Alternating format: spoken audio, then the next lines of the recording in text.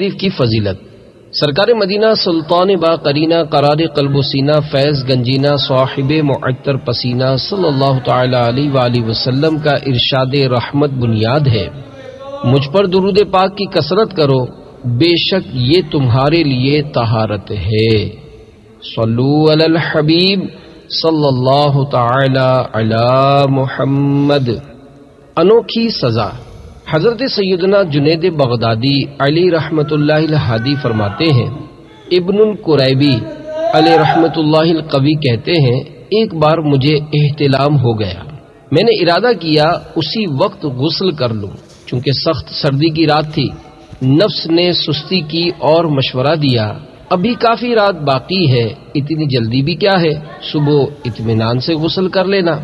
میں نے فوراً نفس کو انوکھی سزا دینے کے لیے قسم کھائی کہ اسی وقت کپڑوں سمیت نہاؤں گا اور نہانے کے بعد کپڑے نچوڑوں گا بھی نہیں، اور ان کو اپنے بدن ہی پر خشک کروں گا۔ چنانچہ میں نے ایسا ہی کیا۔ واقعی جو اللہ عز و جل کے کام میں ڈھیل کرے، ایسے سرکش نفس کی یہی سزا ہے۔ اللہ عز و جل کی ان پر رحمت ہو اور ان کے صدقے ہماری مغفرت ہو، آمین بجاہ النبی الامین صلی اللہ تعالی علیہ وآلہ وسلم۔ نہنگ و اجدہا مارا اگرچہ شیر نر مارا، بڑے موذی کو مارا نفس امارہ کو گر مارا۔ صلو علی الحبیب صلی اللہ تعالی علی محمد۔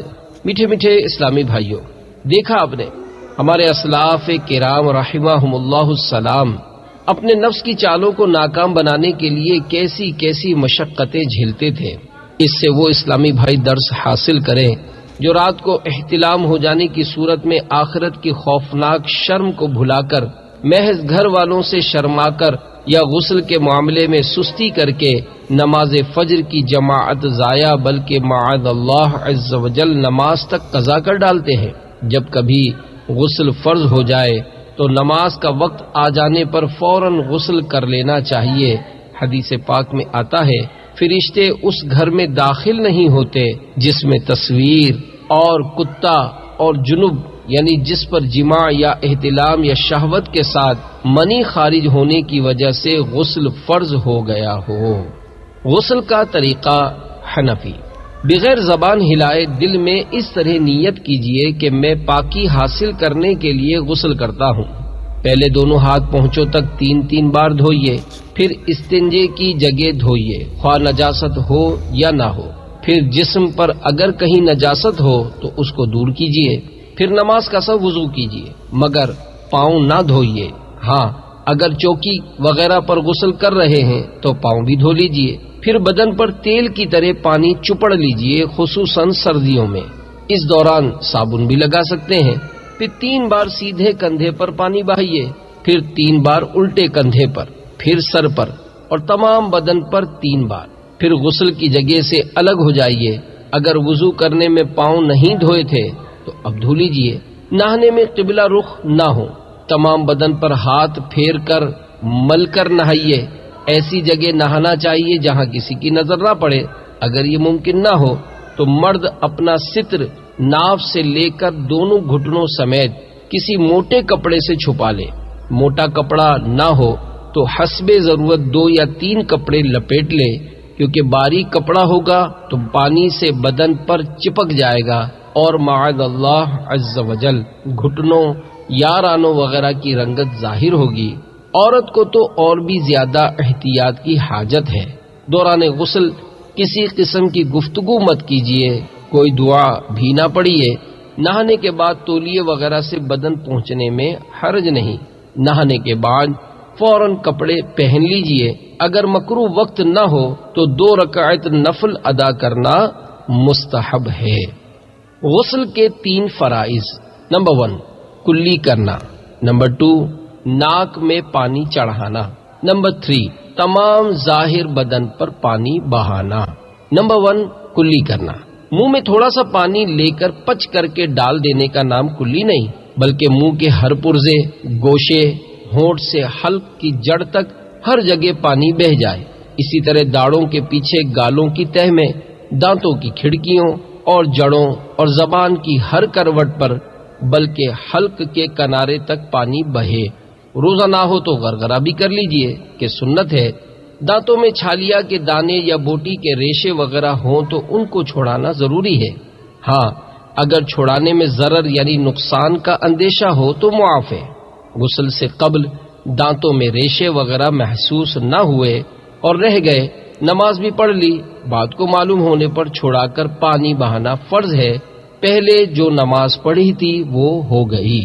جو ہلتا دانت مسالے سے جمایا گیا یا تار سے باندھا گیا یا تار یا مسالے کے نیچے پانی نہ پہنچتا ہو تو معاف ہے۔ جس طرح کی ایک کلی غسل کے لیے فرض ہے، اسی طرح کی 3 کلیاں وضو کے لیے سنت ہیں۔ نمبر 2، ناک میں پانی چڑھانا۔ جلدی جلدی ناک کی نوک پر پانی لگا لینے سے کام نہیں چلے گا، بلکہ جہاں تک نرم جگہ ہے یعنی سخت ہڈی کے شروع تک دھلنا لازمی ہے، اور یہ یوں ہو سکے گا کہ پانی کو سونگھ کر اوپر کھینچیے۔ یہ خیال رکھیے کہ بال برابر بھی جگہ دھلنے سے نہ رہ جائے ورنہ غسل نہ ہوگا۔ ناک کے اندر اگر رینٹ سوکھ گئی تو اس کا چھڑانا فرض ہے، نیز ناک کے بالوں کا دھونا بھی فرض ہے۔ نمبر 3، تمام ظاہری بدن پر پانی بہانا۔ سر کے بالوں سے لے کر پاؤں کے تلووں تک جسم کے ہر پرزے اور ہر رونگٹے پر پانی بہہ جانا ضروری ہے۔ جسم کی بعض جگہ ایسی ہیں کہ اگر احتیاط نہ کی تو وہ سوکھی رہ جائیں گی اور غسل نہ ہوگا۔ صلی اللہ علیہ یا رسول اللہ کے 21 حروف کی نسبت سے مرد و عورت دونوں کے لیے غسل کی 21 احتیاطیں۔ اگر مرد کے سر کے بال گندھے ہوئے ہوں تو انہیں کھول کر جڑ سے نوک تک پانی بہانا فرض ہے، اور عورت پر صرف جڑ تر کر لینا ضروری ہے، کھولنا ضروری نہیں۔ ہاں اگر چوٹی اتنی سخت گندھی ہوئی ہو کہ بے کھولے جڑیں تر نہ ہوں گی تو کھولنا ضروری ہے۔ اگر کانوں میں بالی یا ناک میں نت کا چھید یعنی سوراخ ہوا اور وہ بند نہ ہو تو اس میں پانی بہانا فرض ہے۔ وضو میں صرف ناک کی نت کے چھید میں اور غسل میں اگر کان اور ناک دونوں میں چھید ہوں تو دونوں میں پانی بہائیں۔ بھووں، مونچھوں اور داڑھی کے ہر بال کا جڑ سے نوک تک اور ان کے نیچے کی کھال کا دھونا ضروری ہے۔ کان کا ہر پرزہ اور اس کے سوراخ کا منہ دھوئیں۔ کانوں کے پیچھے بال ہٹا کر پانی بہائیں۔ ٹھوڑی اور گلے کا جوڑ کے منہ اٹھائے بغیر نہ دھلے گا۔ ہاتھوں کو اچھی طرح اٹھا کر بغلیں دھوئیں۔ بازو کا ہر پہلو دھوئیں۔ پیٹھ کا ہر ذرہ دھوئیں۔ پیٹ کی بلٹیں اٹھا کر دھوئیں۔ ناف میں بھی پانی ڈالیں۔ اگر پانی بہنے میں شک ہو تو ناف میں انگلی ڈال کر دھوئیں۔ جسم کا ہر رونگٹا جڑ سے نوک تک دھوئیں۔ ران اور پیڑو یعنی ناف سے نیچے کے حصے کا جوڑ دھوئیں۔ جب بیٹھ کر نہائیں تو ران اور پنڈلی کے جوڑ پر بھی پانی بہانا یاد رکھیں۔ دونوں سرین کے ملنے کی جگہ کا خیال رکھیں، خصوصاً جب کھڑے ہو کر نہائیں۔ رانوں کی گولائی اور پنڈلیوں کی کروٹوں پر پانی بہائیں۔ ذکر و انثیین یعنی فوتوں کے نچلی سطح جوڑ تک اور انثیین کے نیچے کی جگہ جڑ تک دھوئیں۔ جس کا ختنہ نہ ہوا وہ اگر کھال چڑھ سکتی ہو تو چڑھا کر دھوئے اور کھال کے اندر پانی چڑھائے۔ مستورات کے لیے 6 احتیاطیں۔ نمبر 1، ڈھلکی ہوئی پستان کو اٹھا کر پانی بہائیں۔ نمبر 2، پستان اور پیٹ کے جوڑ کی لکیر دھوئیں۔ نمبر 3، فرج خارج یعنی عورت کی شرمگاہ کے باہر کے حصے کا ہر گوشہ، ہر ٹکڑا اوپر نیچے خوب احتیاط سے دھوئیں۔ نمبر 4، فرج داخل یعنی شرمگاہ کے اندرونی حصے میں انگلی ڈال کر دھونا فرض نہیں، مستحب ہے۔ نمبر 5، اگر حیض یا نفاس سے فارغ ہو کر غسل کریں تو کسی پرانے کپڑے سے فرج داخل کے اندر سے خون کا اثر صاف کر لینا مستحب ہے۔ نمبر 6، اگر نیل پالش ناخنوں پر لگی ہوئی ہے تو اس کا بھی چھڑانا فرض ہے ورنہ غسل نہیں ہوگا۔ ہاں مہندی کے رنگ میں حرج نہیں۔ زخم کی پٹی، زخم پر پٹی وغیرہ بندھی ہو اور اسے کھولنے میں نقصان یا حرج ہو تو پٹی پر ہی مسح کر لینا کافی ہے۔ نیز کسی جگہ مرض یا درد کی وجہ سے پانی بہانا نقصان دہ ہو تو اس پورے عضو پر مسح کر لیجئے۔ پٹی ضرورت سے زیادہ جگہ کو گھیرے ہوئے نہیں ہونی چاہیے ورنہ مسح کافی نہ ہوگا۔ اگر ضرورت سے زیادہ جگہ گھیرے بغیر پٹی باندھنا ممکن نہ ہو، مثلا بازو پر زخم ہے مگر پٹی بازوؤں کی گولائی میں باندھی ہے جس کے سبب بازو کا اچھا حصہ بھی پٹی کے اندر چھپا ہوا ہے، تو اگر کھولنا ممکن ہو تو کھول کر اس حصے کو دھونا فرض ہے۔ اگر ناممکن ہے یا کھولنا تو ممکن ہے مگر پھر ویسی نہ باندھ سکے گا اور یوں زخم وغیرہ کو نقصان پہنچنے کا اندیشہ ہے تو ساری پٹی پر مسح کر لینا کافی ہے۔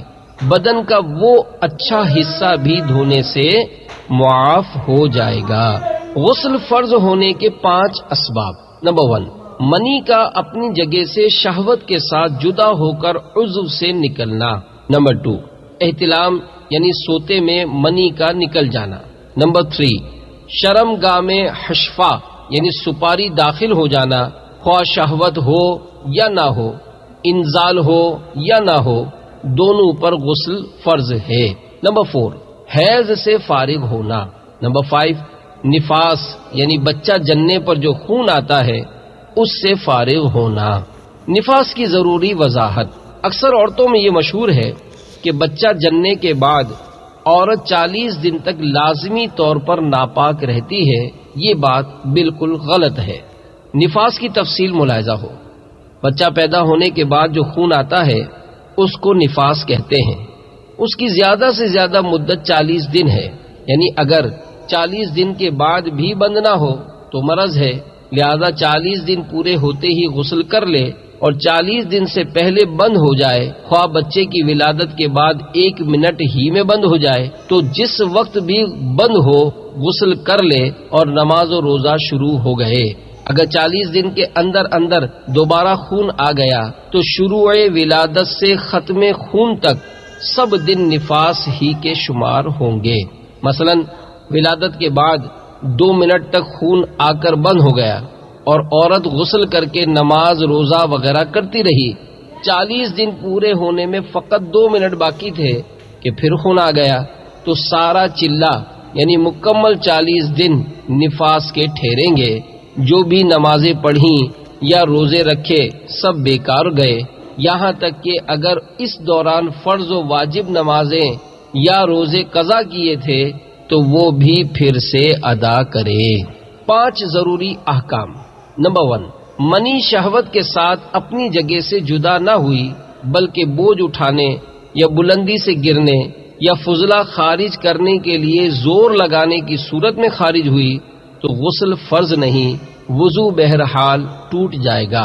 نمبر 2، اگر منی پتلی پڑ گئی اور پیشاب کے وقت یا ویسے ہی بلا شہوت اس کے قطرے نکل آئے، غسل فرض نہ ہوا، وضو ٹوٹ جائے گا۔ نمبر 3، اگر احتلام ہونا یاد ہے مگر اس کا کوئی اثر کپڑے وغیرہ پر نہیں تو غسل فرض نہیں۔ نمبر 4، نماز میں شہوت تھی اور منی اترتی ہوئی معلوم ہوئی مگر باہر نکلنے سے قبل ہی نماز پوری کر لی، اب خارج ہوئی تو نماز ہو گئی مگر اب غسل فرض ہو گیا۔ نمبر 5، اپنے ہاتھوں سے مادہ خارج کرنے سے غسل فرض ہو جاتا ہے، یہ گناہ کا کام ہے۔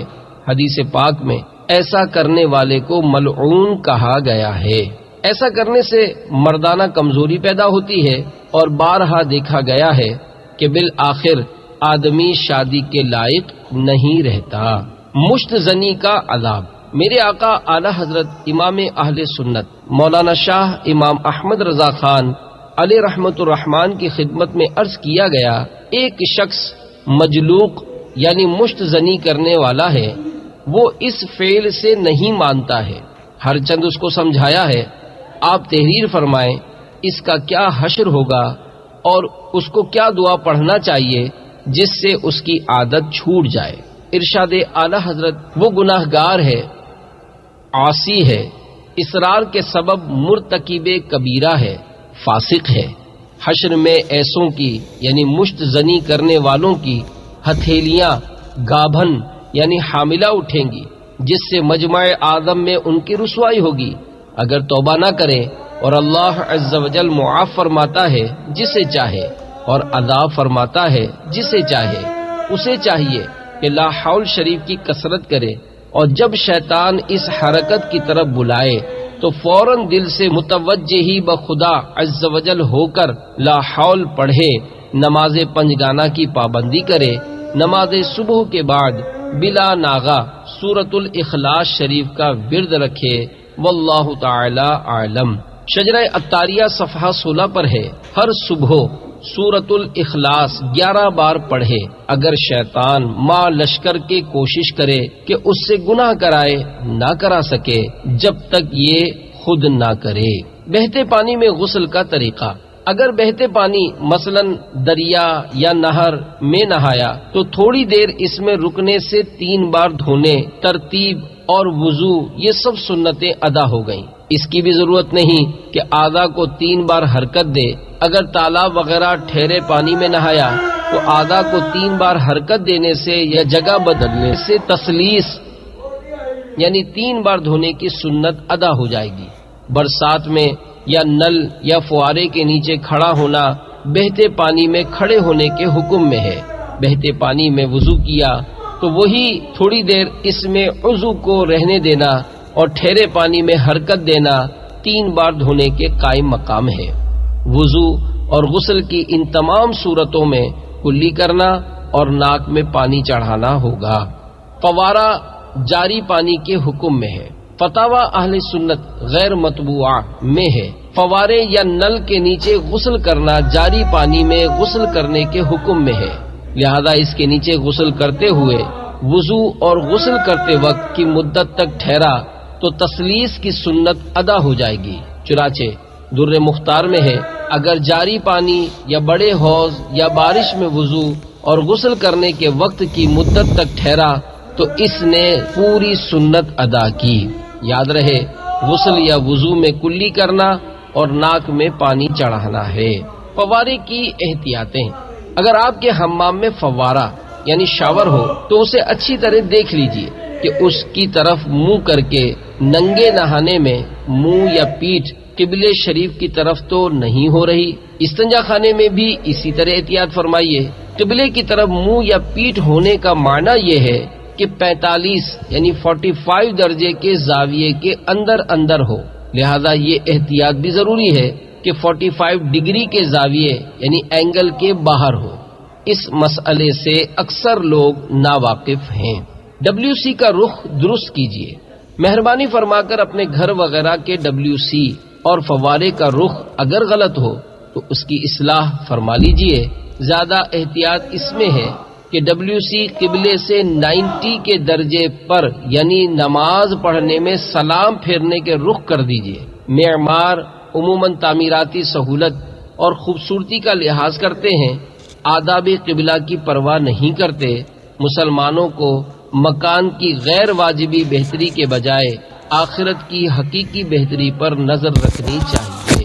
کچھ نیکیاں کما لے جلد آخرت بنا لے، بھائی نہیں بھروسہ ہے کوئی زندگی کا۔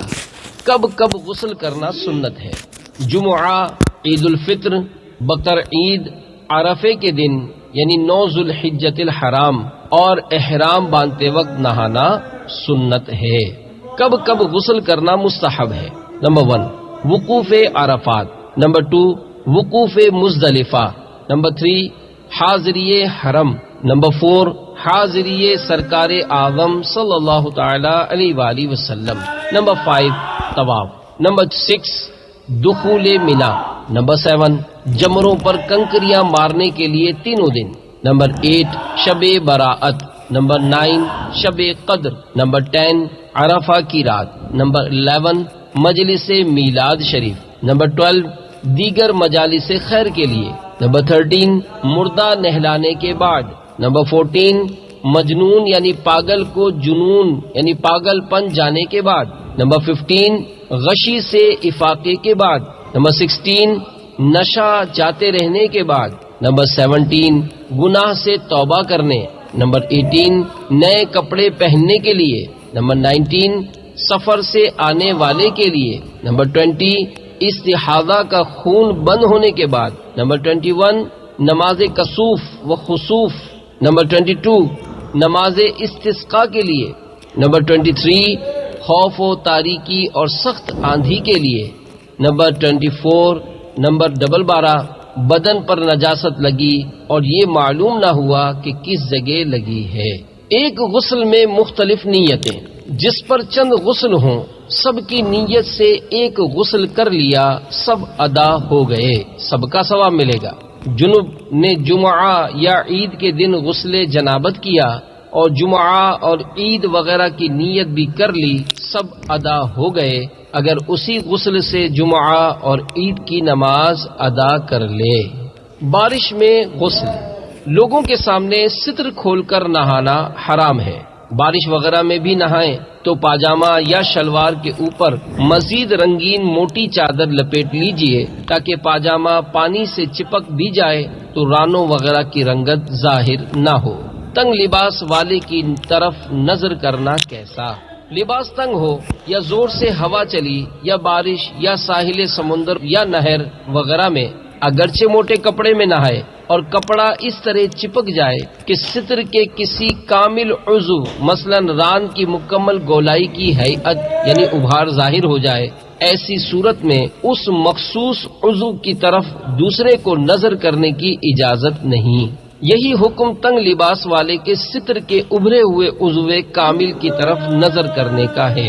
ننگے نہاتے وقت خوب احتیاط، حمام میں تنہا ننگے نہائیں یا ایسا پاجامہ پہن کر نہائیں کہ اس کے چپک جانے سے رانوں وغیرہ کی رنگت ظاہر ہو سکتی ہے، تو ایسی صورت میں قبلے کی طرف منہ یا پیٹھ مت کیجیے۔ غسل سے نزلہ بڑھ جاتا ہو تو زکام یا آشوب چشم وغیرہ ہو اور یہ گمانے صحیح ہو کہ سر سے نہانے میں مرض بڑھ جائے گا یا دیگر امراض پیدا ہو جائیں گے تو کلی کیجیے، ناک میں پانی چڑھائیے اور گردن سے نہائیے اور سر کے ہر حصے پر بھیگا ہوا ہاتھ پھیر لیجیے، غسل ہو جائے گا۔ بعد صحت سر دھو ڈالیے، پورا غسل نئے سرے سے کرنا ضروری نہیں۔ بالٹی سے نہاتے وقت احتیاط، اگر بالٹی کے ذریعے غسل کریں تو احتیاطاً اسے تپائی یعنی اسٹول وغیرہ پر رکھ لیجئے تاکہ بالٹی میں چھینٹے نہ آئیں۔ نیز غسل میں استعمال کرنے کا مگ بھی فرش پر نہ رکھیے۔ بال کی گرے، بال میں گرے پڑ جائے تو غسل میں اسے کھول کر پانی بہانا ضروری نہیں۔ قرآن مقدس ہے کہ 10 حروف کی نسبت سے ناپاکی کی حالت میں قرآن پاک پڑھنے یا چھونے کے 10 مسائل۔ نمبر 1، جس پر غسل فرض ہو اس کو مسجد میں جانا، طواف کرنا، قرآن پاک چھونا، بے چھوئے زبانی پڑھنا، کسی آیت کا لکھنا، آیت کا تعویذ لکھنا اس صورت میں حرام ہے جس میں کاغذ کا چھونا پایا جائے۔